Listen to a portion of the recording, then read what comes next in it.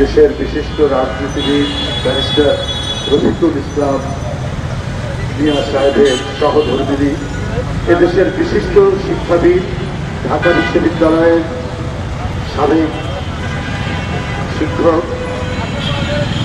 Physics পদার্থবিজ্ঞান বিভাগের সাবেক চেয়ারম্যান এবং বেসরকারি একটি বিশ্ববিদ্যালয়ের প্রতিষ্ঠাতা ডক্টর শাহিদা রফিক, উনি আমাদের ছেড়ে চলে গেছেন, পৃথিবী ছেড়ে চলে গেছেন।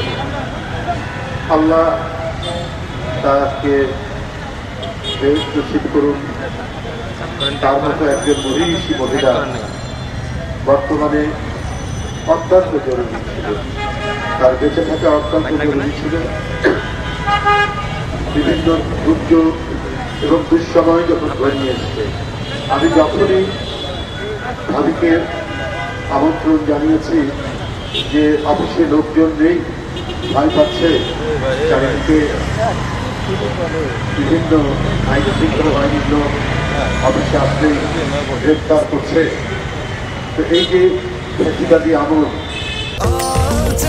স্বাস্থ্যকর অল টাইম হানিকম, সব সময় অল টাইম হেলদি লাইফ। সেই আমলে আমি যখন দেখেছি, আমি উপরে অনেকটা অবরুদ্ধ অবস্থায় আছি, তারপরে যখন দেখেছি তাকে উনি কোনো ভয় না পেয়ে, ভয় না করে উনি চলে এসেছেন, প্রেস দেখেছেন এবং ওই সংকটকালে তার এই উপস্থিতি আমাদেরকে অনুপ্রাণিত করেছে। উনি একজন শিক্ষাবিদ, মহিলা মানুষ, তারপরেও যে তার আমি সাহস দেখেছি, তার যে আত্মনিষ্ঠা দেখেছি দলের প্রতি, এটা আমি মনে করি আমাদের প্রত্যেকেই তার জীবন থেকে শিক্ষা নেওয়া উচিত। আমি তার প্রতি গভীরভাবে শ্রদ্ধা জানাচ্ছি। ডক্টর শাহিদা রফিকের মতো মানুষরা এই বিষয়, গণতন্ত্রের এই শব্দগুলি, গণতান্ত্রিক সংগ্রামে ঝুঁকি নিয়ে তারা বিভিন্ন কর্মসূচিতে অংশগ্রহণ করেছেন, কারণ তারা শিক্ষিত মানুষ, বিশ্ববিদ্যালয়ের অধ্যাপক, তারা সত্যিকার অর্থেই প্রকৃত গণতান্ত্রিক পরিবেশ তারা চেয়েছেন।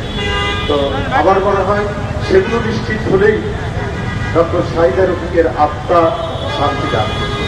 আমি পুনরায় তার আত্মার মাত্রার কামনা করছি এবং তার আত্মীয় স্বজন, গুরুগ্রাহী, শুভানুগ্রাহী যারা আছেন তাদেরকে আমি গভীরভাবে সমবেদনা জানাচ্ছি। আল্লাহ যেন তাকে ফেরত করি।